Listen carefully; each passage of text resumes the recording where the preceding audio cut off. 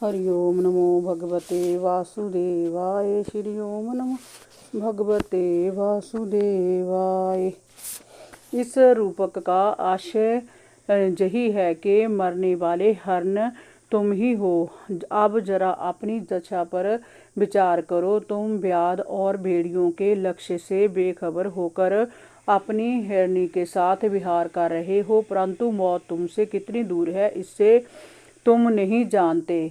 तुम तो अपनी गृहस्थी के सुख में अंधे होकर पड़े हो और भोग विलास में अपना जीवन नष्ट कर रहे हो। काल रूपी शिकारी कब तुम्हें अपने मृत्यु रूपी बाण से बींध डालेगा, तुम्हें इसका किंचित भी ज्ञान नहीं है। परंतु जो जीव श्री हरि की प्रेमा भक्ति में लीन रहते हैं, उन्हें मृत्यु का भय कभी नहीं सताता।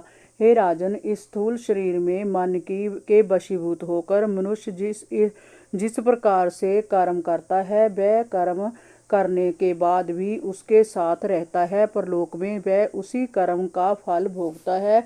स्वप्न अवस्था में जिस प्रकार मनुष्य इस जीवित शरीर के अभिमान को छोड़ देता है, उसी प्रकार उसे जागृत अवस्था में भी इसका मोह छोड़ देना चाहिए, अन्यथा उसे बार बार कर्मों के अनुसार जन्म लेना ही पड़ेगा। कभी कभी स्वप्न में देश काल अथवा कर्म संबंधी ऐसी बातें देखने में आ जाती है जो पहले कभी ना देखी गई हो, जैसे अपना सिर कटा हुआ होना देखना, दिन में तारे दिखाई देना, पर्वत की चोटी पर से गिरना आदि। इस तरह से के स्वप्न निद्रा दोष के कारण नहीं, अपितु किसी पूर्व जन्म में घटी घटना के कारण दिखाई पड़ते हैं। जब तक इस स्थूल शरीर से मैं और मेरेपन का भाव समाप्त नहीं होता, तब तक स्थूल शरीर का मोह और अभिमान बना ही रहता है। राजन, जय लिंग शरीर चेतना शक्ति से युक्त होने के उपरांत ही जीव कहलाता है। इसी के द्वारा जीव विभिन्न शरीरों को धारण करता हुआ विविध सुखों और दुखों को भोगता है और जीवन मृत्यु के चक्कर में घूमता रहता है। जिस प्रकार जोक जब तक दूसरे तृण को नहीं पकड़ लेती, तब तक वह पहले को नहीं छोड़ती, वैसे ही जीव भी मरण काल उपस्थित होने पर शरीर के लिए कर्मों की समाप्ति पर ही दूसरा शरीर प्राप्त करता है। उस समय तक वह पहले वाले शरीर का मोह नहीं छोड़ पाता। कर्म बंधन से छुटकारा पाने के लिए संपूर्ण संसार को नश्वर जानकर श्री हरि का भजन करना ही उत्तम है, क्योंकि वही इस जगत की उत्पत्ति करता है, वही इसका पालन करता है और वही इसका संहार करता है। मैत्रेय जी ने कहा, विदर जी, भक्त श्रेष्ठ नारद जी ने राजा प्राचीन ब्रह्म को जीव और ईश्वर के स्वरूप का दिग्गज दर्शन कराया। फिर वह उससे विदा लेकर सिद्ध लोक को चले गए। तब राजा प्राचीन ब्रह्म ने राजपाट अपने पुत्रों को सौंप दिया और योग साधना करने के लिए वह कपिला आश्रम चले गए।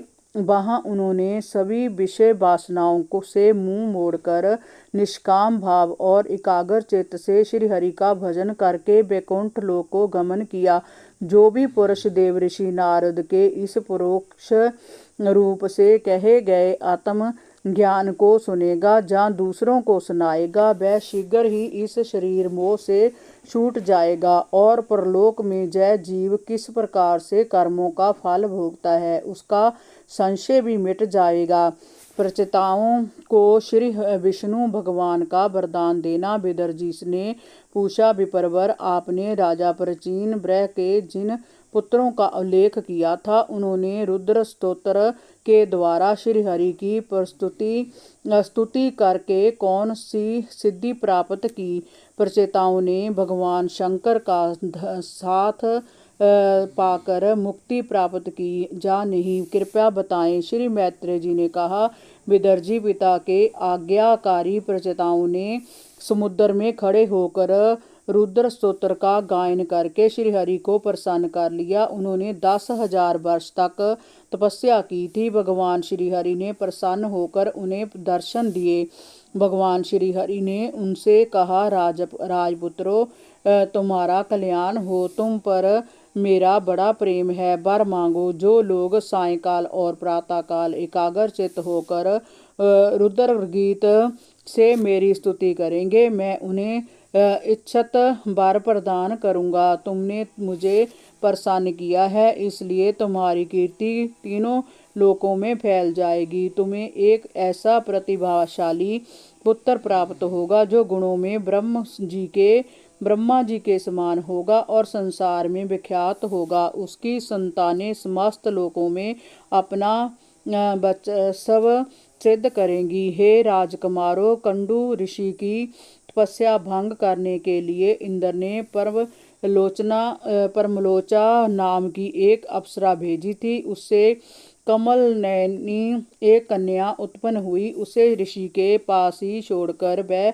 स्वर्ग को चली गई। वह कन्या अब जुवा हो चुकी है। तुम उस कन्या से विवाह कर लो, क्योंकि तुम सभी एक ही धर्म और स्वभाव के हो। इसलिए वह कन्या तुम सभी को अपना पति मानकर उस सभी से सम्मान प्रेम करेगी। तुम लोग